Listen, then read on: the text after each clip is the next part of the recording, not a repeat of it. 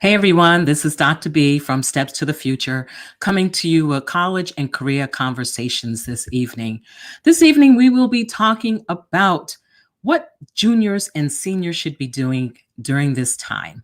So stay tuned, go and grab a cup of coffee, cup of tea, whatever, grab a snack, and stay tuned for some information. And don't forget, if you have a question or your comment, make sure you let me know. Be right back.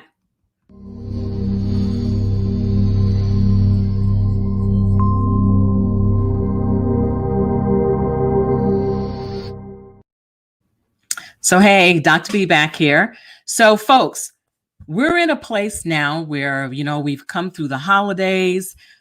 We are still dealing with a serious surge of cases in COVID.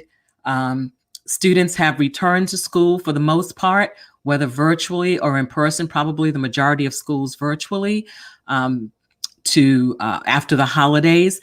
But one of the things I want us to all think about is think of a word that will kind of help guide you through this year, maybe the first 6 months, maybe the next 9 months, maybe the next 12 months. I borrowed this idea from a colleague of mine, Jim Peacock, who regularly has 3 words for the year that he hopes will guide him through the year. So my one word so far for this year is hope. And I just wanted to show you this fantastic sweatshirt that my youngest son gifted me at Christmas.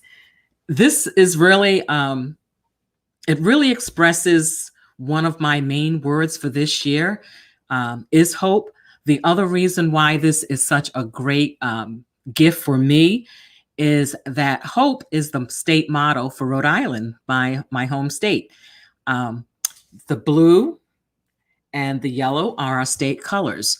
So this is something that really is near and dear to my heart. So everyone, just take a minute when you have some downtime, whenever that is, and you should be making downtime for yourself. Think of what word is going to help guide you, and it may be multiple words. I know Jim does 3 words. Most of the time, I can at least come up with one good word. I'm working on the other 2. So far, I'm looking at hope and I'm looking at community. I haven't quite figured out what my 3rd word is going to be. So let's dive into what I'd like to speak to you about tonight. So let me find the first thing here. So one of the things I want folks to do, now this first part is geared towards seniors. So parents of seniors, aunts and uncles of seniors, grandparents of seniors, cousins, friends, neighbors, whatever. This is information that is good for you now. Now, all of this is stuff that you've heard already.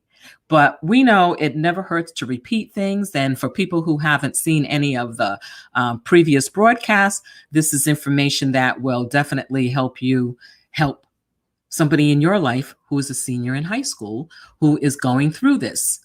So as I said, these first ones are geared towards seniors. So seniors, right now, what you should be doing is completing all sections of your applications.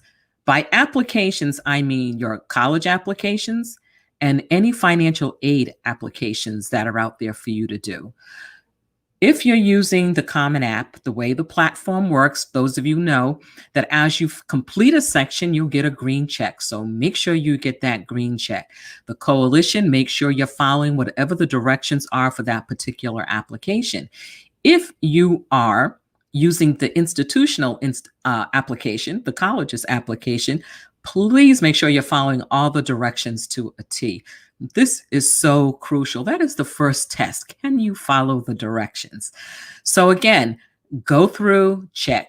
For the most part, if a question has a red asterisk next to it, that means you're supposed to answer that question. So please do that. Double check on financial aid applications. There are many times that there may be a separate financial aid application for your school.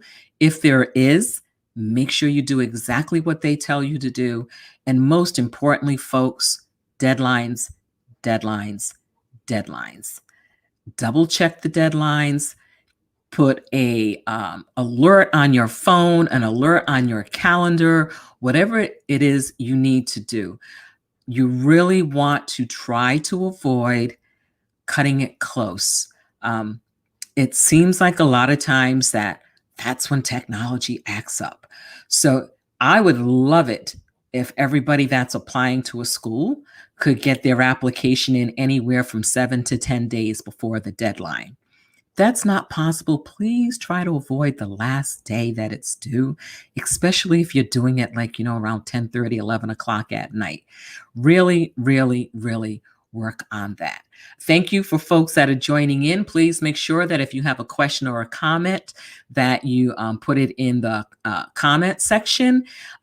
And if you have a question, let me know. If you have a comment, let me know. Or if you just want to let me know where you're from, let me know. I love having conversations and engaging with people. So fire away. So again, this is the number one thing for seniors: completing all the sections of your applications, admission applications, and financial aid applications. Once you send in those applications, make sure that you're checking for follow-up emails from the school. This is crucial. Parents, the emails go to your students. They do not go to you. So this is where you may have to do a little bit of that nagging, where you may have to say, okay, I know you applied to such and such. Did they respond that they received your application? Did you receive an email that said create a student account? Or did you get an email saying this is what we need you to do next? Or we're missing materials? Whatever it is, make sure you're checking your emails. Then, if they do require you to do something, do it. It's that simple. Just do it. Please write down, if you don't have a way to save usernames and passwords, please write it down somewhere. Make sure that you have this, that you can access it easily. This is information you need to be able to access when necessary. So please, please, please, please, pretty please, make sure you do that. As I said, parents, this isn't going to you. It's going to your students. Students, I know you don't like email. I know you think it's so, 1990 or 1999, but you still need to check your emails. So make sure you do that. Now, in the meantime, you just have to wait until you hear the decisions. Many of the colleges, when you go on their websites, they will tell you, if you apply by such and such a date, you will get a response from us around this date. So it may say, by January 30th. That means, you could get something January 25th or 26th. 9 times out of 10, colleges will post on their website or send an email or send a message through a student portal that on the day that they are going to release decisions. Pay attention to that. Okay. So now when they release these decisions, what can you expect? What will you see? One of 4 things. Congratulations if you received an accept. That is wonderful. If it's a school that you applied ED, early decision, and most of the early decisions have gone out already, quite a few of them, if not all. If you received, for early decision, you received an acceptance, you know that you signed that early decision contract saying that if you were accepted to that school, that you will withdraw all your other applications. So make sure you're doing that. Make sure you let the colleges know that you are not going to attend, that you're not going to attend them. So they will have that spot. So again, that's for students who have applied early decision, which is binding. And if you do so, or if you get accepted, please, please, please make sure colleges know. Please don't try to game the system. Most of the time, if their financial aid package doesn't meet your needs, and by needs, I mean demonstrated need, not what you think you need or what you want them to give you. You really have to pay attention to what you signed for, what you agreed to do. So this is a great lesson in teaching our students, not early on, because this is something we should have been doing with them all along, but also teaching them about ethical behavior. Please, again, Do not try to game the system and say, let me just wait and hear from these other schools before we make a decision. If you made the decision to apply early decision, then you need to honor that. Now, early action is a little different. If you're accepted and it's early action, you actually have until May 1st to make a decision.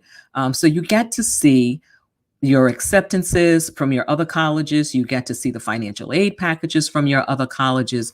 So that is something that definitely will help families as they make these decisions. So let me see. We have a question here. So let me see what this comment is.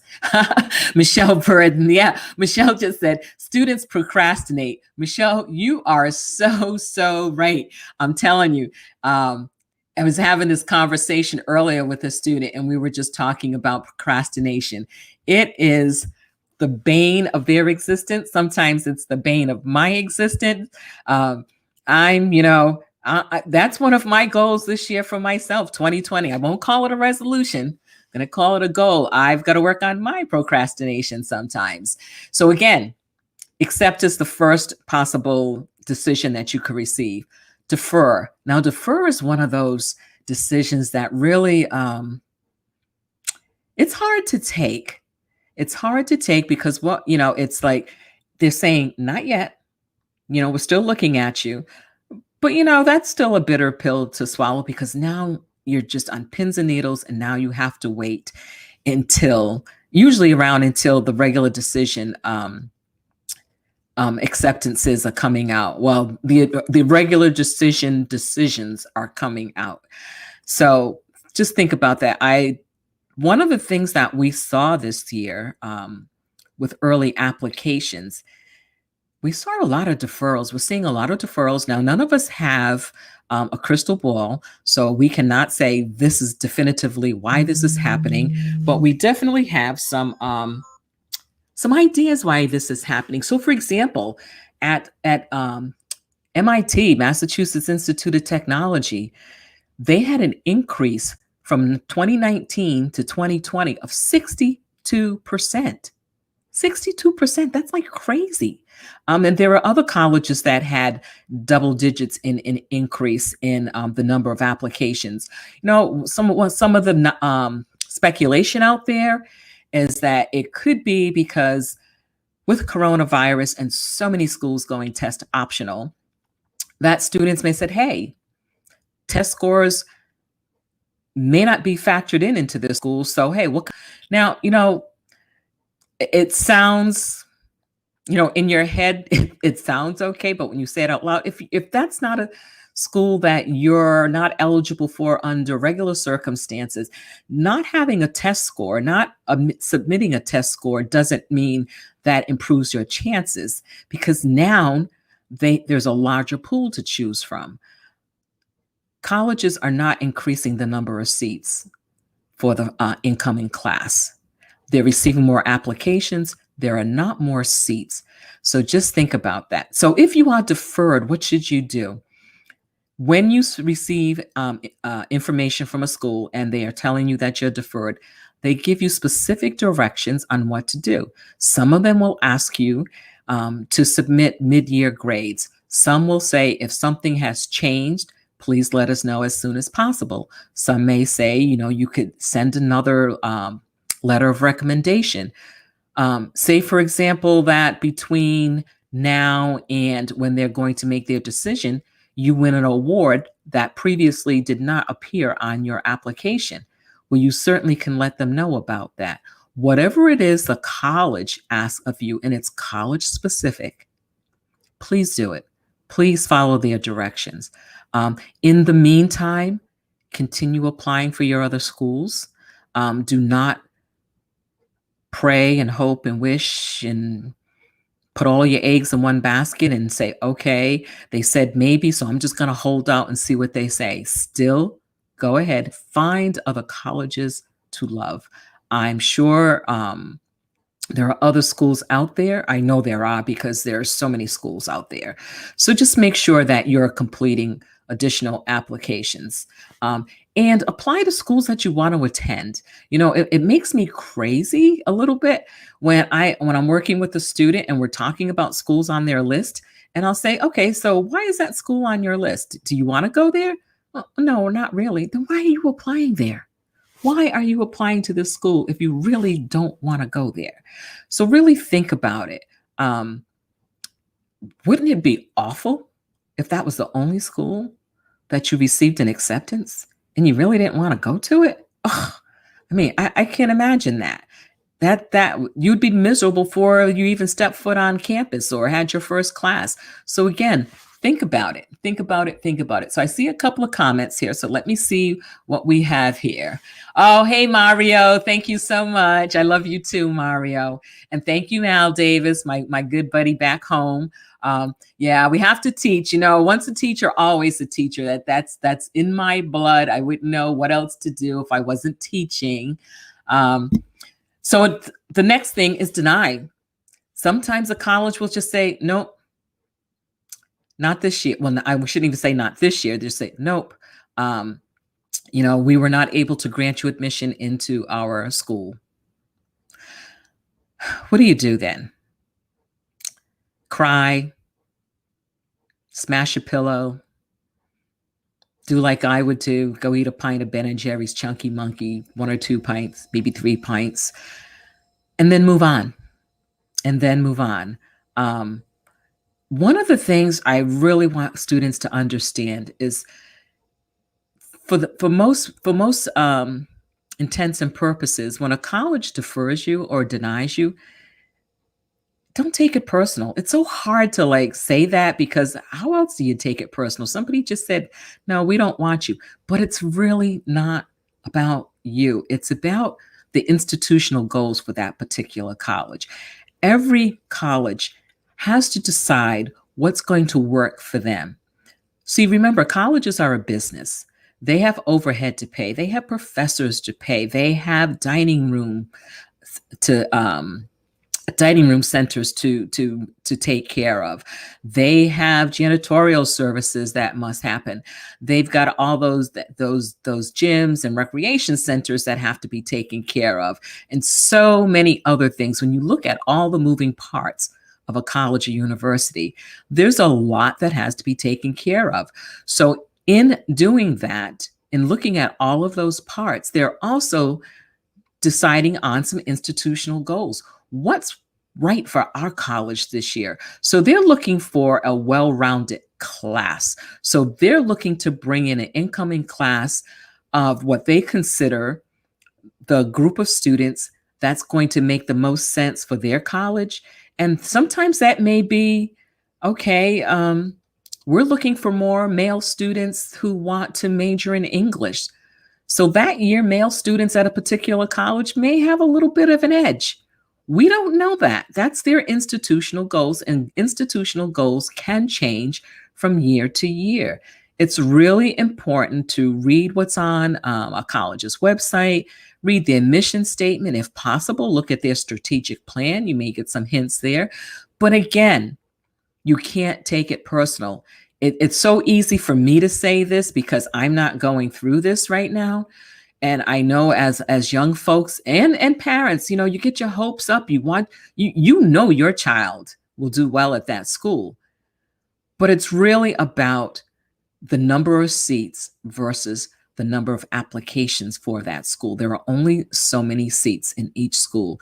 And when you have people applying to some of the same name, because people, do want to apply to certain schools, when we have, over 3,000, over 3,500 colleges and universities across the United States. And that's not counting the ones in Canada and other countries. Just think about that. So again, don't take it personal. Some schools may move you right to the wait lists.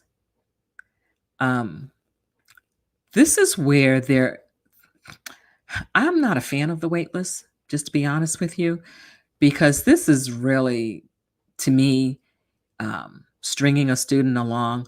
Like, if you're going to put them on the wait list, I'd rather people would just say, no, we're going to deny you, so that they can put you out of your misery. Because sometimes the wait list may not move until the summer. But with this being the year from whatever. I don't even know what to call it. This is the Twilight Zone.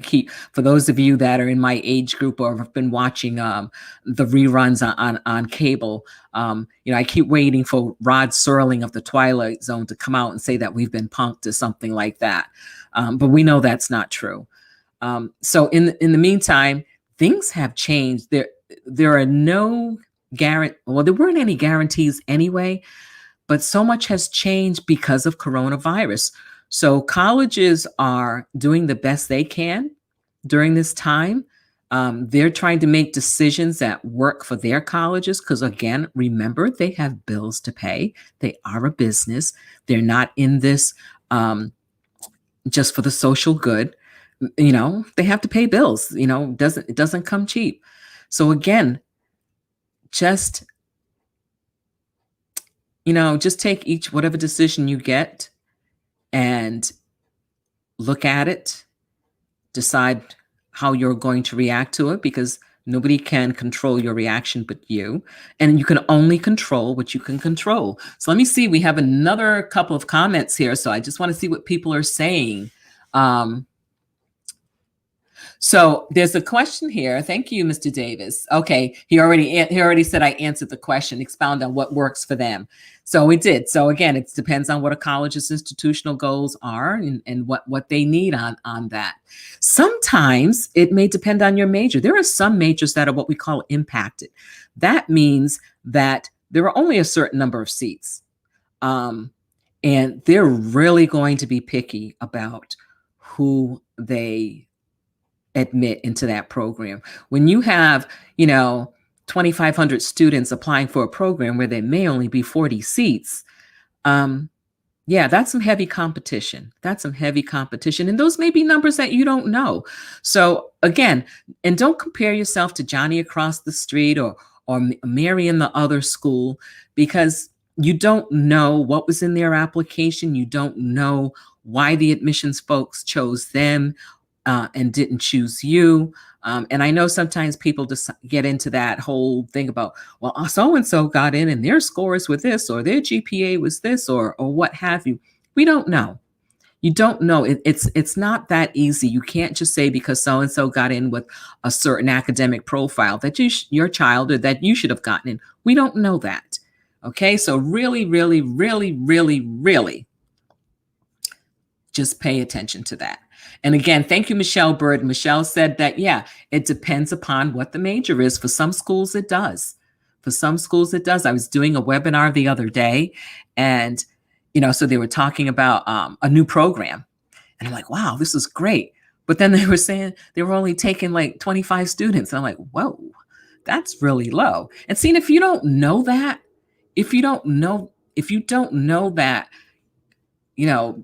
maybe 500 students applied for this program, but they were only taking 20 to 25, then you start thinking, what did I do wrong? You didn't do anything wrong.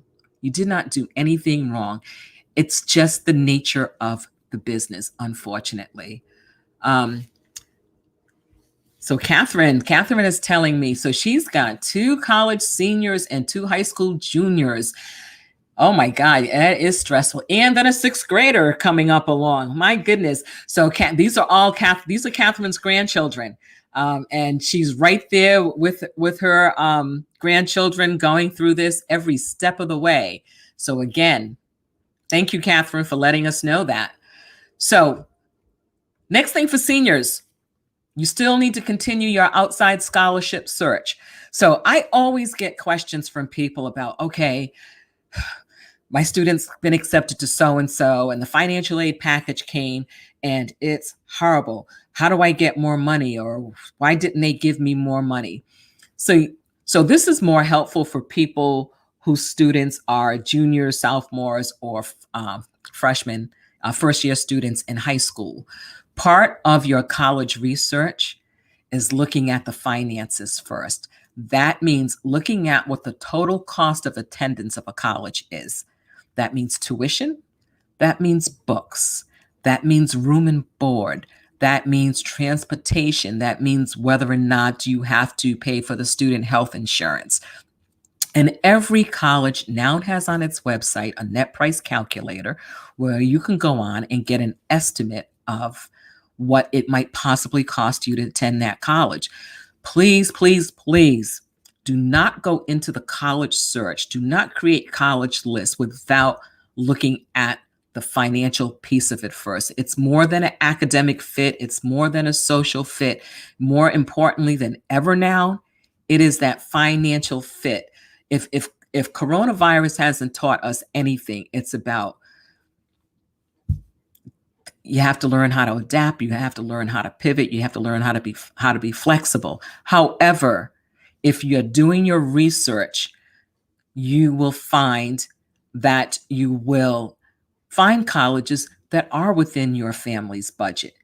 And I was looking on a website the other day, not a website, it was a Facebook group, looking at a Facebook group, and folks were talking about how much their families had received or their students had received in financial aid. And they were like, what? Where do they think I'm going to get the money from to pay for all of this?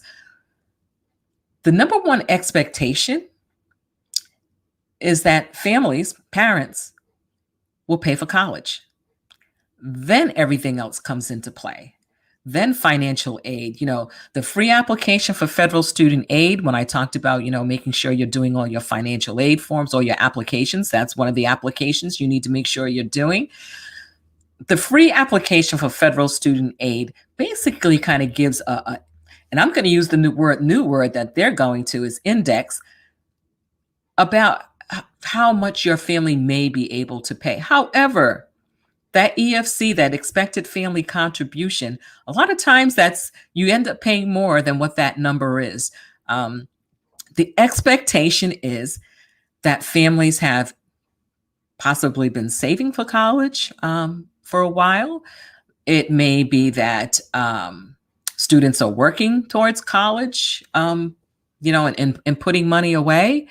It may be that families have, based on their current income, have decided they can do a tuition plan in order to pay for college. I know when our youngest son went to college, we got our student aid report back, and I looked at the expected family contribution.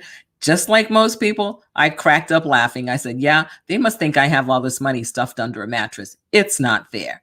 But we knew that we could handle what it was, but not in one lump sum. So we did a tuition monthly plan.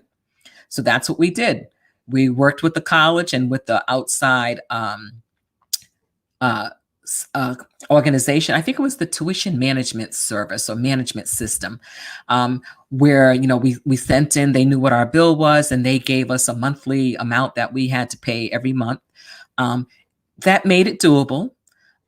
So again, think about that. Think about what you need to do to pay for it. So when you're looking for outside scholarships, sometimes people are looking at these huge scholarships that are fantastic, but remember, only so many people get those scholarships, like the Coca-Cola scholarship or maybe a Gates scholarship or some other scholarship. Those don't go to a large number of students. You are much better off using your time to look for local scholarships. I remember one time one of my kids said to me, I'm not writing an essay for $500. That's a lot of work. And I said, okay, so pull that $500 out of your pocket right now. Student couldn't do it. I said, okay, then you need to sit down and write that essay.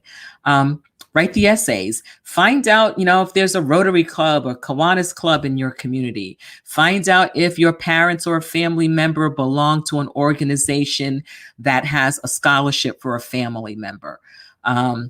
Check with your school counselor. Most school counseling departments keep a running list of local scholarships. And actually, a lot of the local scholarships may not come out until the spring of your senior year. So you have to be vigilant about looking for that. The majority of scholarship money, grant money, does come from the college that you're attending. So there's a whole piece of research that you need to do on looking to see how much need a college meets and what have you. But that's for another thing. Actually, I think I did a previous one about that. So I'll link that for you in the show notes. So again, Continue that outside scholarship search. Make sure you're looking. So let me see. We've got a couple of comments here. So let me see what folks are saying. Oh, yeah. Michelle talked about the meal plan for freshmen. So yes, so when you're looking at that meal plan, so there are certain costs. There are certain costs that are set, like tuition set. You can't change anything about what the college is charging for tuition. But there are other pieces to the cost of attendance that you can. So say, for example, for most colleges, when you live on campus, there may be different prices for different types of living arrangements. So you have to look at that. I know when we go on tours, a lot of times we always see the top of the line, the nice suites, the ones that have been outfitted by Bed Bath and Beyond or have the right photos up and what have you. Check into that. In some places, you may have to live on campus the first year. You may have to live on campus the second or third year. So see what those requirements are. Then if you have to live on campus 1 year, just check to see if it's less expensive to live off campus if you have some roommates. So just think about that. So there are ways that you can change it. When you're looking at your meal plan, as Michelle shared with us, when you're looking at your meal plan, there may be different levels of meal plans. So look at that. Look at all of that information. And that's something I think you should also be looking at while you're doing your initial research. Are there options? Are there choices? Do that. When a college figures in your cost of attendance, they talk about transportation. Well, you control transportation. So if you're going to a school out of state, you'll determine how much you're going back and forth. You'll determine what that cost is. So think about that. Books. You can control the cost of books. You can buy them new from the bookstore. Maybe you can rent them. Maybe you could buy them from a student that's selling them. So there are all different kinds of ways that you can lower the cost of books. Some colleges are doing everything they can to help students out. Some professors are putting books on reserve in the library so students can go and check them out of the library. Yay, libraries. I love my library. So make sure you go and check that out. Sometimes professors may have a PDF version of a chapter or whatever that they will make sure that students have. So there are so many different things that you can do to help bring down certain costs of a particular school that you're attending. So think about that. So let me see. So what is Catherine? So Catherine, I'm putting you up here. She's saying one of her seniors is at St. Anson's. She's exploring archaeology and museum restoration. Okay, few slots open because everyone needs to finish their degrees. Yes. If you go into school, you need to finish. You need to finish what you're doing. So thank you, Catherine, saying she loves the essay advice. Yes. We definitely need to take care of doing that. So the next thing, let's see. So this is information that, some days it's terrible trying to work with all this technology, but we're doing okay. So this is something for juniors and maybe some seniors who haven't done anything yet, because they just weren't really sure what they wanted to do. It definitely is not too late. So I don't want any senior to think, it's too late for me to apply to college. It is not too late for you to apply to college. You just have to do your research. You can go and on NACAC and you can get a listing of colleges that are college deadlines. You can look on different websites. There's so many ways that you can find out what colleges are still accepting applications.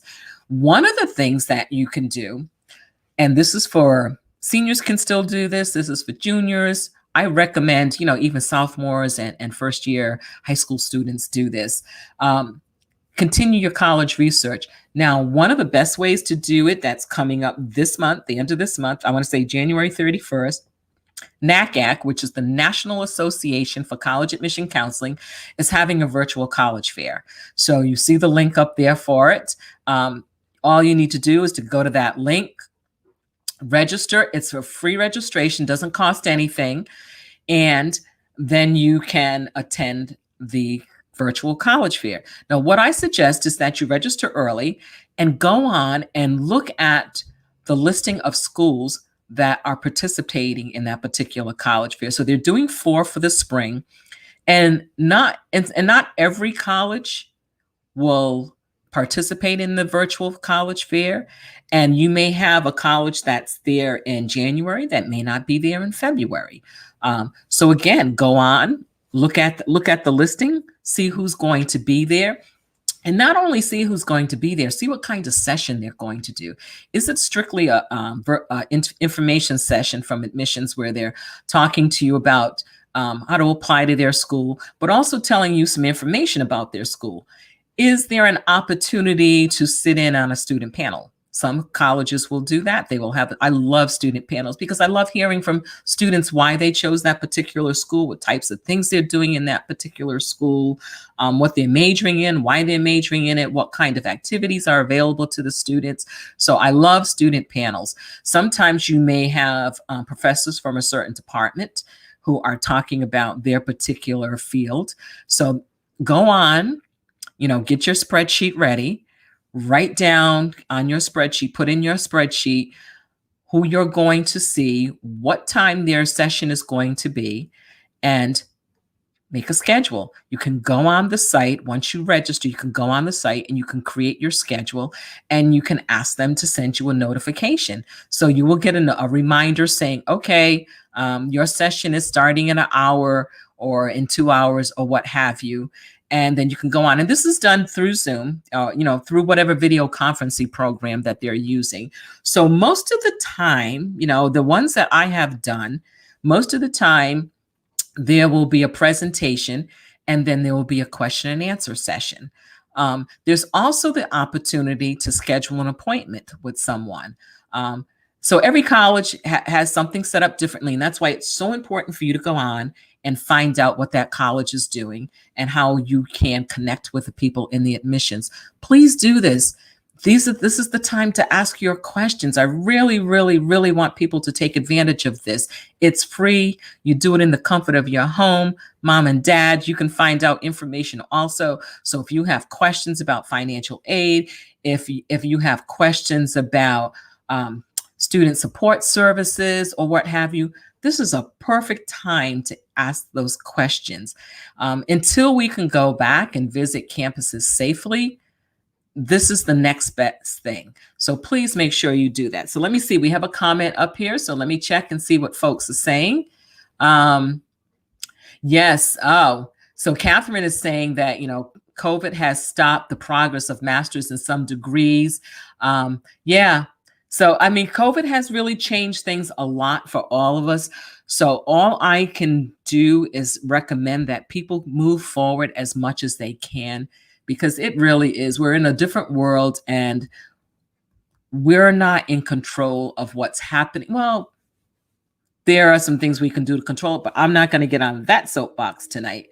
But again, we can't control when colleges open back up so that we can visit. So all we can do is work within the system that we have now and hope that things get better soon. So here's another thing. This is especially juniors. This is for you. Juniors, are you listening out there? This is so important that you start doing this. Juniors, who are you going to ask to write your recommendation letters? Which teachers? Make sure when you're doing your research for your college, you see whether or not your college requires recommendation letters. So I'm here in North Carolina. So for example, North Carolina State does not require recommendation letters. However, if you send them in, you send them in. It's not an issue, but they are not required. Whereas on the other hand, if you are applying to Duke University, they require 3 recommendation letters, 1 from your school counselor and 2 from classroom teachers, preferably English, math, science, social studies, or world language from one of the 5 core curricular areas. So juniors, who are you going to ask? Well, here I go, flubbing at the mouth again. So think about it. Who are you going to ask? Don't wait until your senior year to ask someone, give teachers the head up. Preferably look at teachers from 10th grade and from 11th grade, because they've had you a full year. so they know who you are as a student.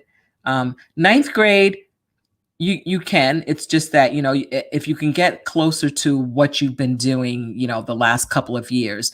Junior year is a great year to ask a teacher from that year to write a recommendation. Because junior year is very important, very, very important when people are looking at your transcript and looking to see if you have availed yourself of the most rigorous courses that your school offers.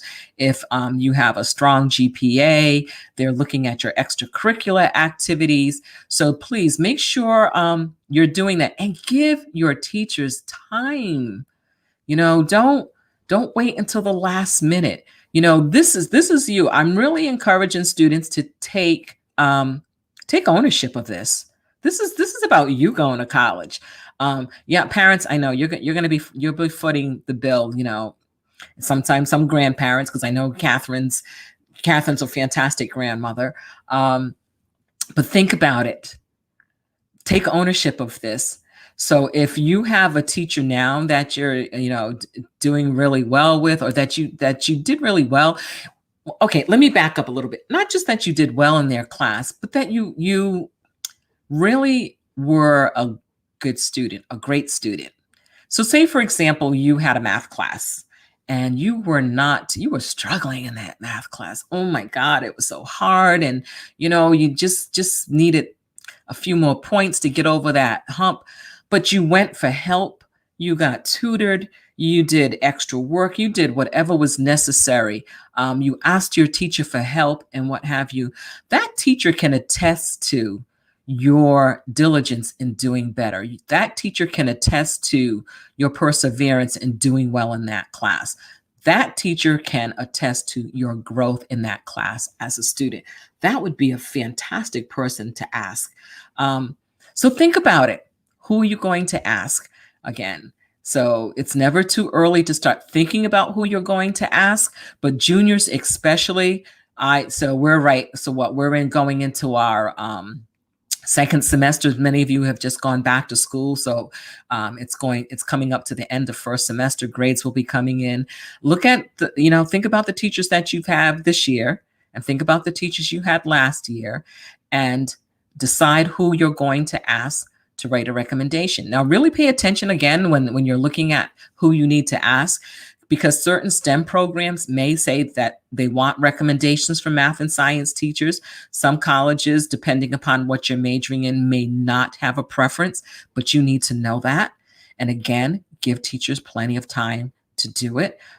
If your school has a process for asking for recommendation letters, please use that process. As a former high school counselor, in a public school in Rhode Island, yay, East Providence High School, go Townies. Where our process was, we had a form that students had to fill out, and they had to submit it to our school counseling secretary, who would then make sure that we got that information. So again, do that. So let me see, we've got another comment here. Let me see what folks are saying out here. Oh, you're welcome, Catherine. You're welcome. I love reading your comments and what have you. So again, who are you going to ask for recommendation letters? That's so important. Okay, so let's see what's the next one on our agenda here tonight. This is a tough one.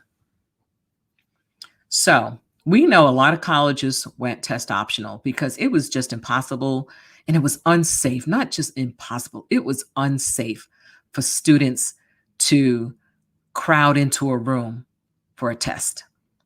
Now, I'm just going to put it out there. Some folks may not be happy, but I'm not a big fan of testing, period.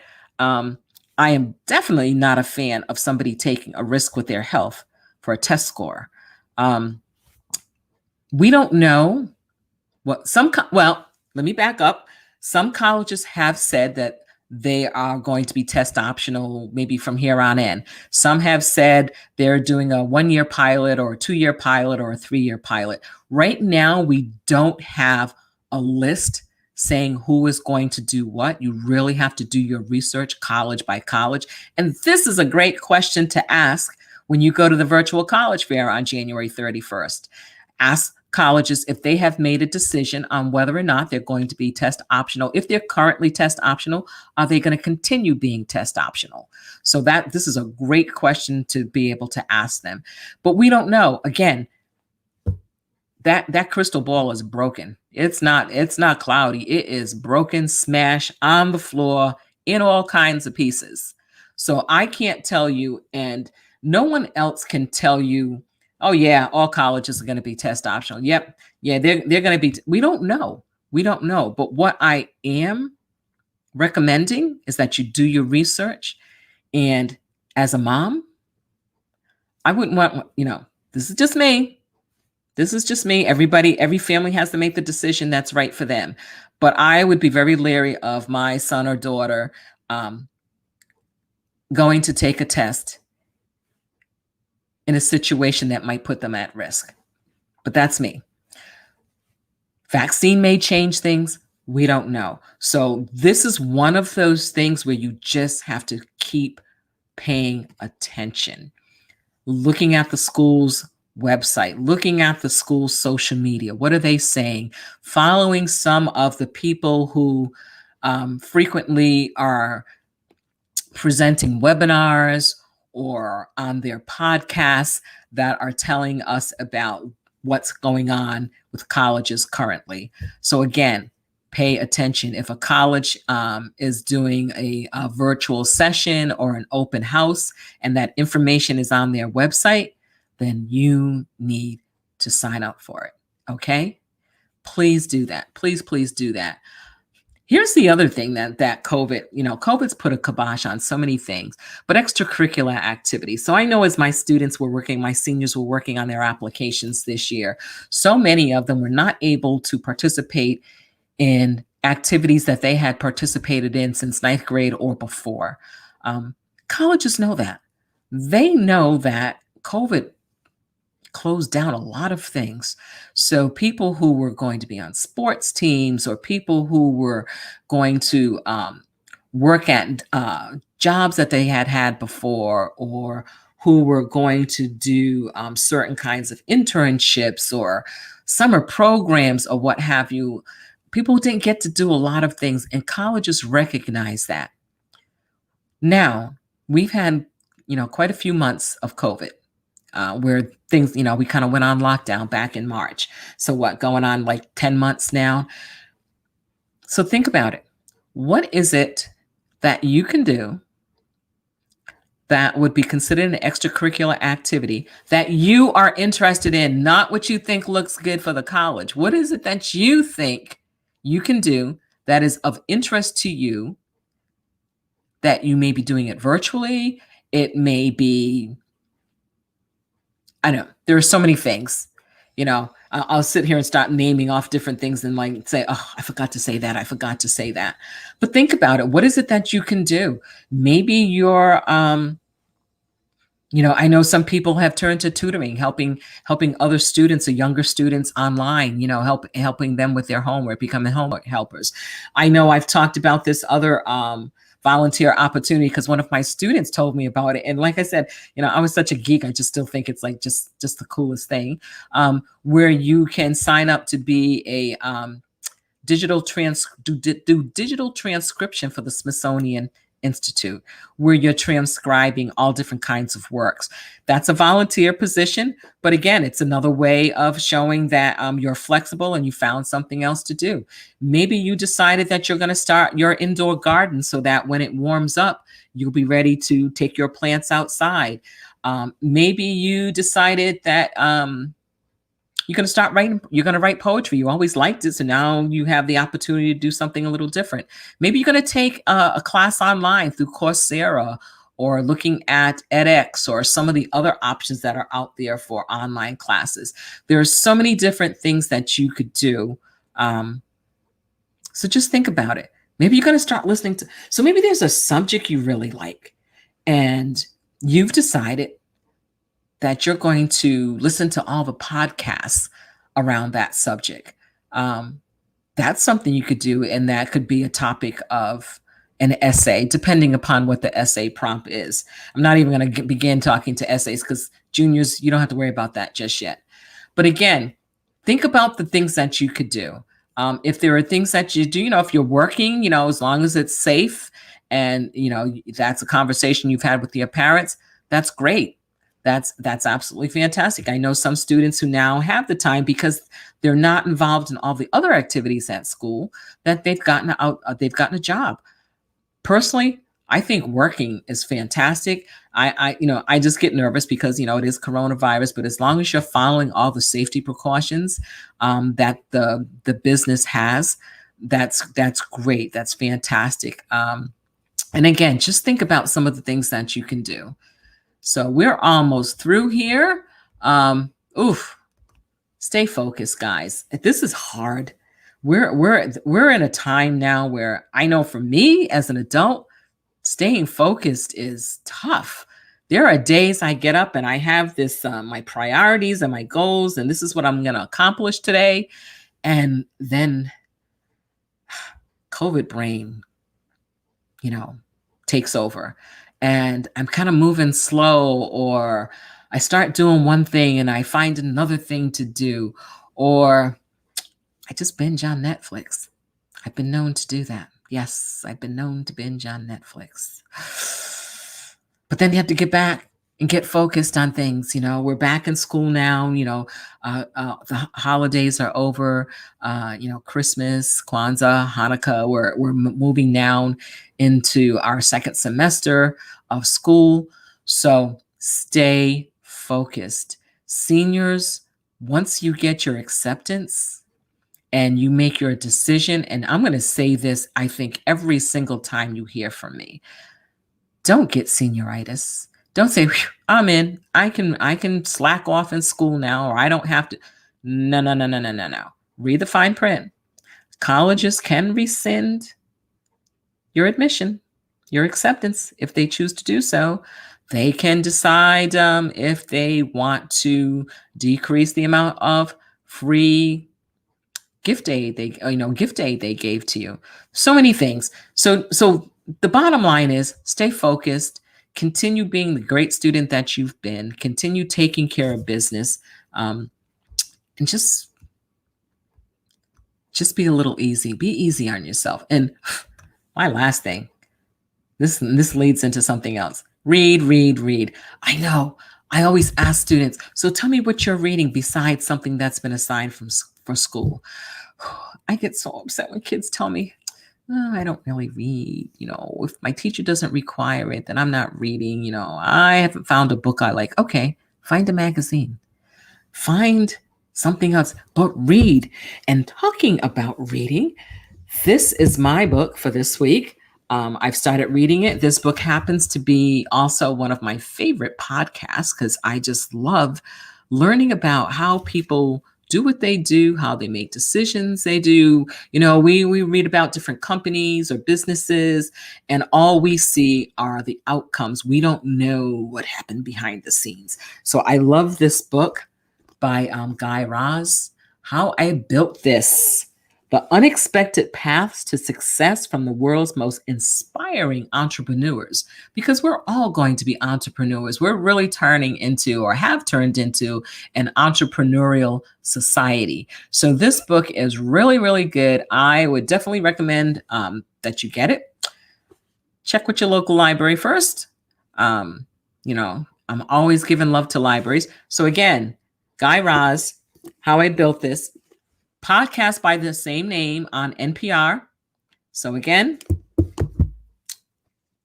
get out there and start reading. Just want to remind people, you can always read my newsletter.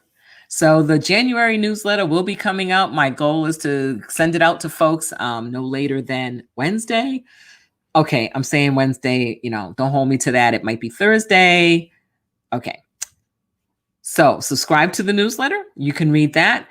When you subscribe to the newsletter, please share it with other people. Encourage them to encourage them to subscribe to the newsletter.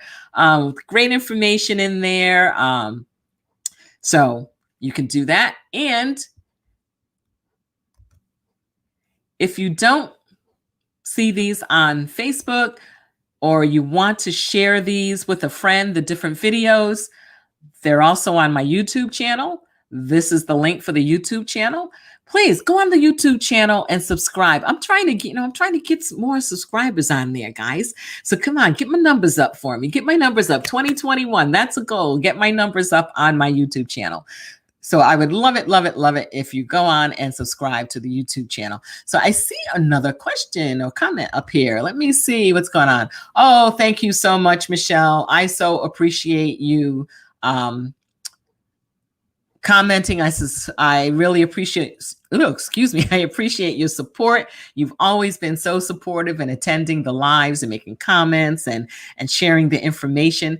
So everyone, please, please, please be safe. Be careful out there, because I'm telling you, it's just something that, we just got to be careful. We got to be careful. We've got to take care of each other. We've got to take care of ourselves, and we've got to continue having hope. As I said, my word for 2021, hope. Got to have hope. So everyone who tuned in, thank you so much for tuning in. Make sure you share this with people. If you have something that you'd like to see or questions that you have that you'd like me to talk about, send me a message. Let me know.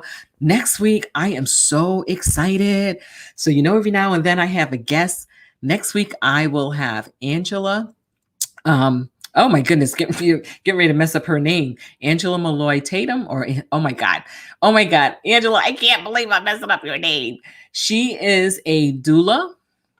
She is a lactation expert, and she is the executive director of Mama's Village, Fayetteville. You are going to be entertained. You are going to learn. You are going to really have an opportunity to find out about the work she does in the community and how it is saving lives. So if you have a student that's interested in healthcare, they need to be here listening to this, okay? So I will see you next Monday at 7 p.m. I thank you so much for showing up. Take care. This is Dr. B from Steps to the Future, helping families eliminate random acts of college planning. Have a fantastic evening, everyone.